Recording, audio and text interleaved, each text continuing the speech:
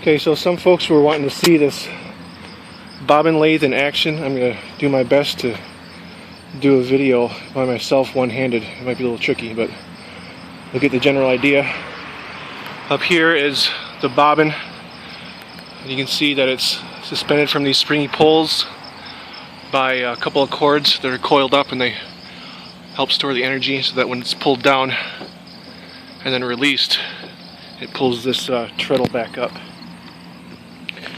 So you push down on this treadle here to turn the wood, and that's going to pull back up again when you release it. And what I'm trying to cut here is a new bobbin, because this bobbin up here I found is too short, and I end up getting this cord wandering over onto this this wound up cord here, and then it stops working. So I need to make something longer so I don't have that problem. I think another problem is that this cord is too thick, and that's not giving me as long of a downward stroke as I'd like.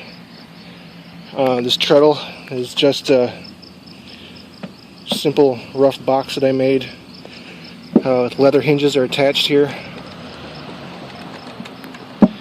Sorry, I'm not really seeing what I'm doing on the camera here. It's hard to see in the sunlight, so I apologize if I don't get everything real centered on the screen.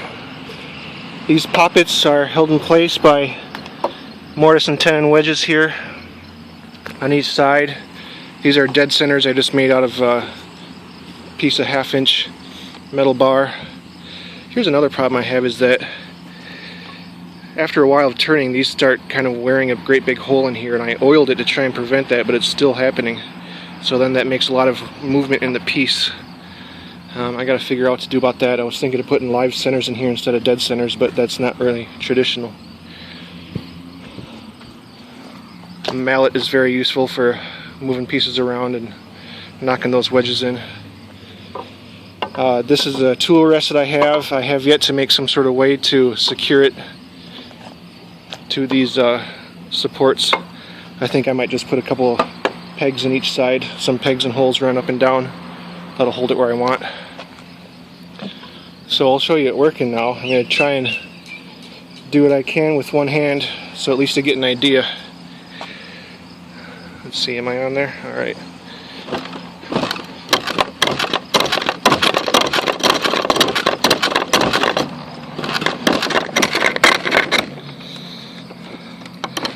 So you're getting the idea. It's a pretty rough process and a lot of movement. I'm really not happy about this.